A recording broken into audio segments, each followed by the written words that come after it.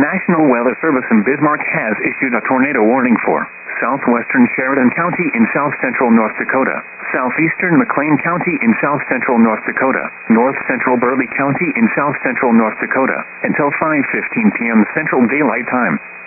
At 4:39 p.m. Central Daylight Time, a severe thunderstorm capable of producing a tornado was located 11 miles south of Mercer, or 35 miles north of Mandan, moving north at 45 miles per hour. Expected hazards include tornado. This is a radar-indicated threat. The following impacts are expected. Flying debris will be dangerous to those caught without shelter. Mobile homes will be damaged or destroyed. Damage to roofs, windows, and vehicles will occur. Tree damage is likely. This dangerous storm will be near Mercer around 4:50 p.m. Central Daylight Time. Other locations impacted by this tornadic thunderstorm include New Johns Lake.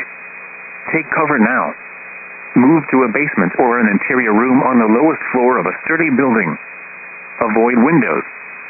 If you are outdoors, in a mobile home, or in a vehicle, move to the closest substantial shelter and protect yourself from flying debris.